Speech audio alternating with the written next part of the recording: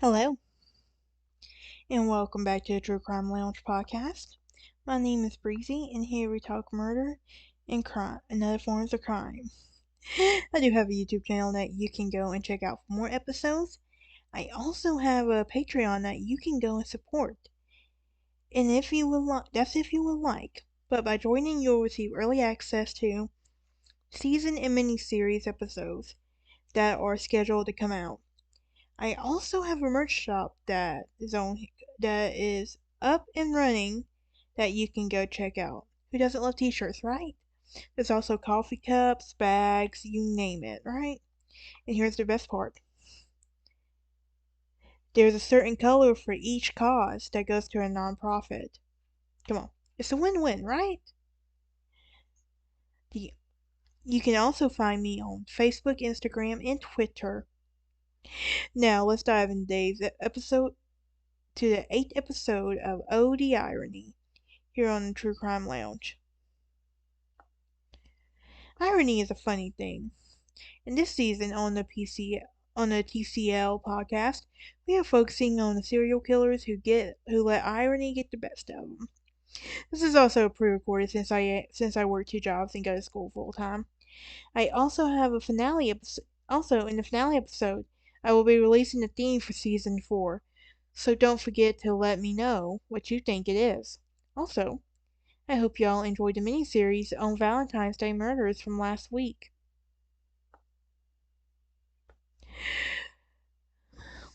Now, on our 8th episode, we are going to be discussing the case of Dennis Andrew Nilsen. I wasn't originally going to do him, but after thinking about it, I decided to let him in this season. Now, Nilsen is known as the Muswell Hill murderer and the kindly killer. And it appears that this guy seems to attract irony. Nilsen is a serial killer who also practices necrophilia and dismemberment. I'm not going into details of all of that, just to save your stomach, I promise. He has at least 16 known victims from 1978 to 1983. His victimology were students and homeless men who he picked up in bars. I wonder if he's the British Dahmer. I really do. Because there's when doing my research on this guy, there is a lot of parallels to Jeffrey Dahmer.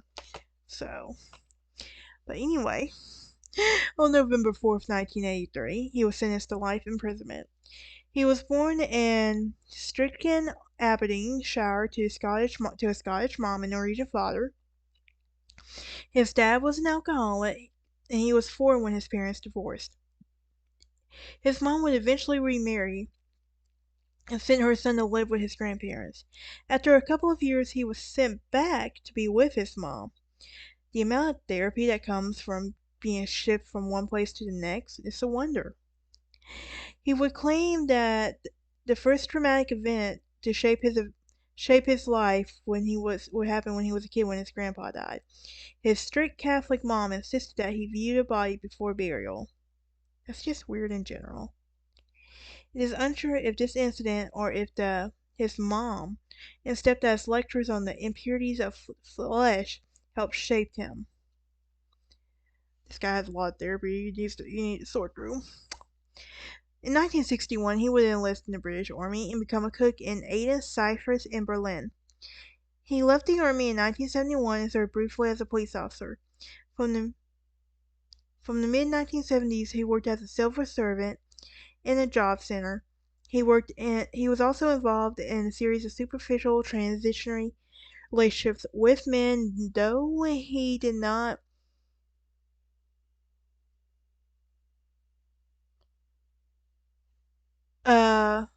assuage him. His feelings of profound isolation and loneliness. Like Dahmer, he sought somebody who wouldn't leave. And that is, of course. I wonder if he's the British Dahmer. I really do. But all of his victims were students and homeless men who he picked up at bars and he brought back to his house either for sex or just for company. Nilsen strangled and drowned his victims during the night, waking up to little memory of what he had not done. He also used his butchering skills, learning he learned in the army to help dispose of the bodies. He had access to a large garden and was able to burn many of the remains at bonfires. Yeah, I know.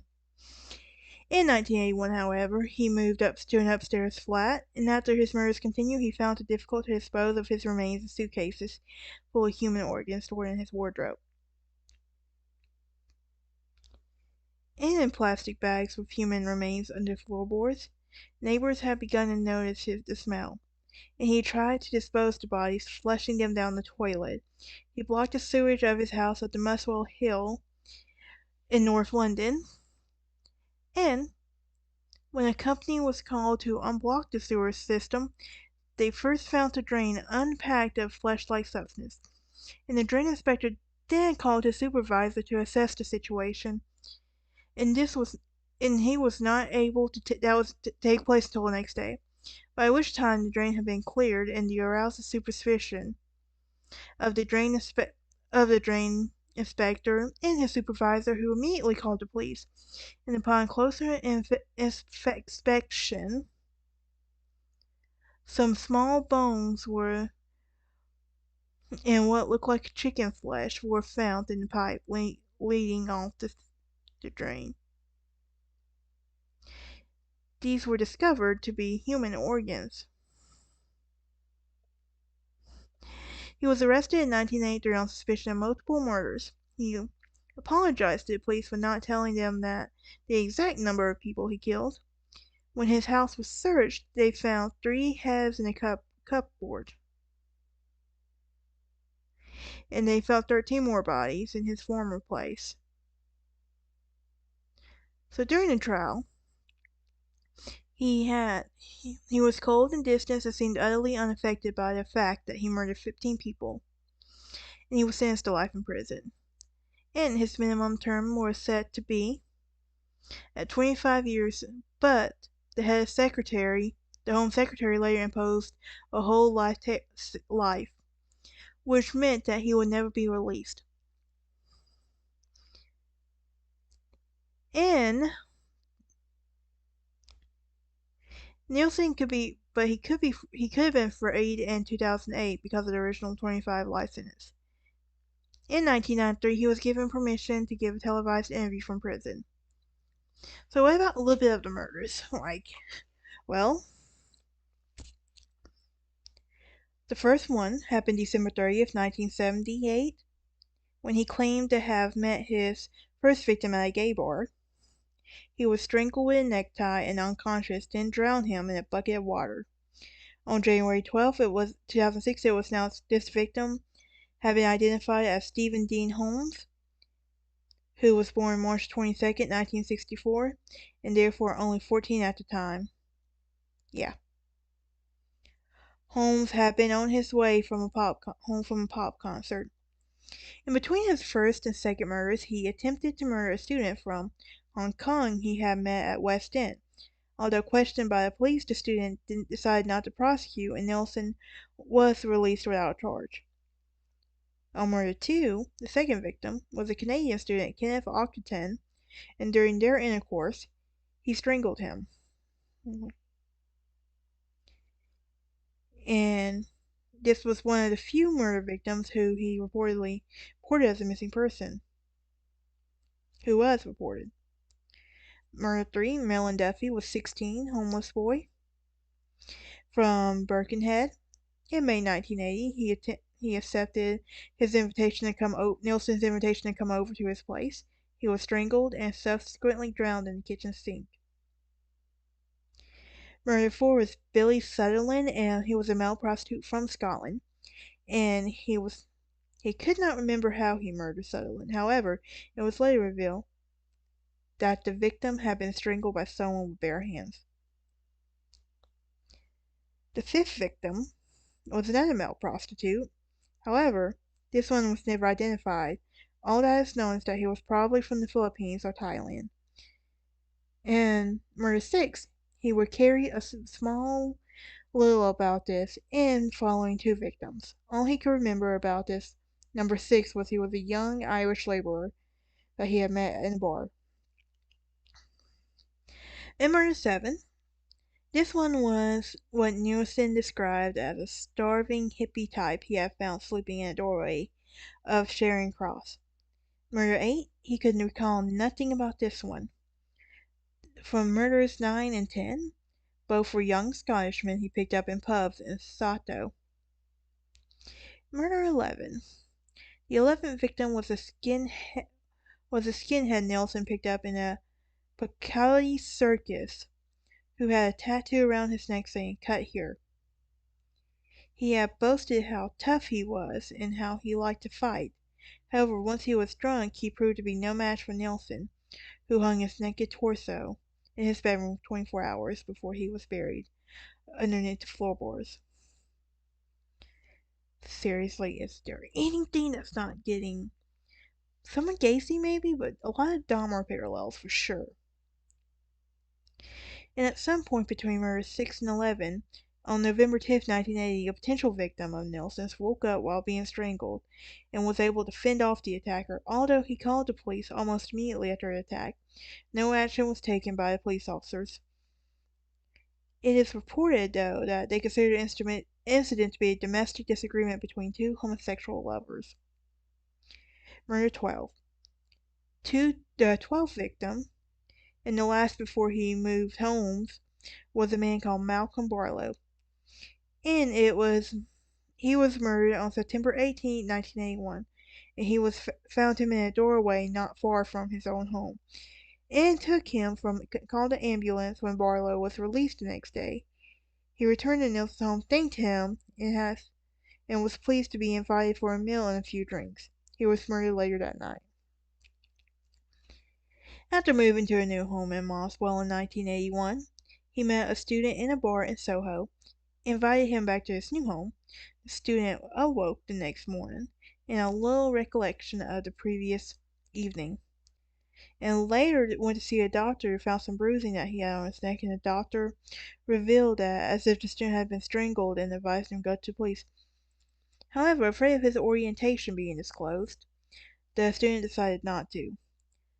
Following this attempted murder, Nilsen met a drag queen in a pub in Camden.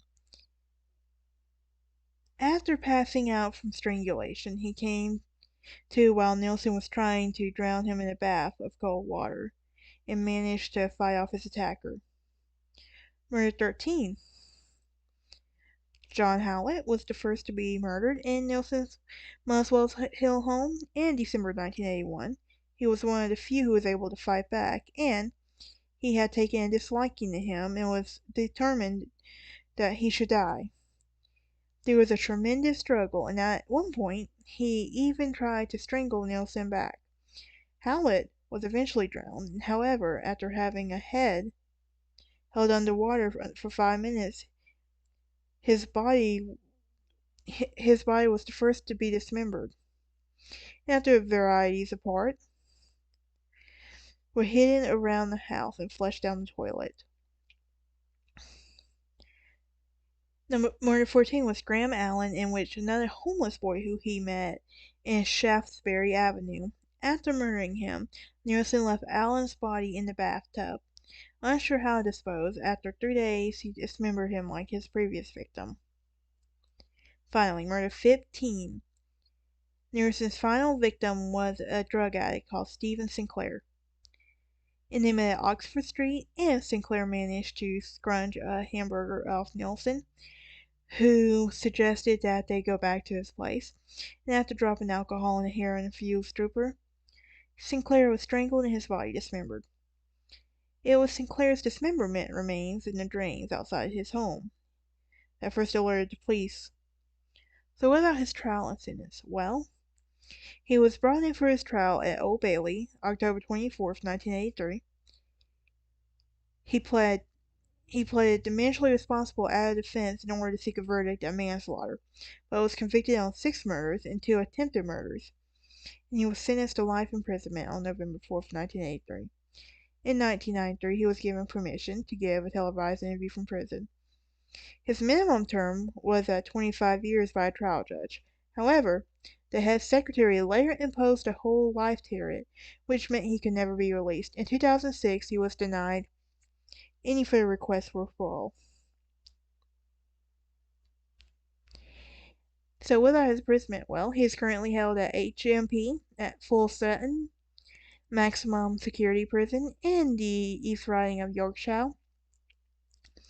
And during his time in prison, he has proved to be a thorn on the side. Oh goodness, yeah. They did not allow him access to gay pornography. This application was refused by a single judge at the permission stage, and he did not establish that there would be an arguable case to breach of human rights had occurred. Oh my goodness. He was basically growing up alone. That's his thing. And what was his mistake exactly? Well, his last body, as I said, Stephen Sinclair got the same treatment and everything. But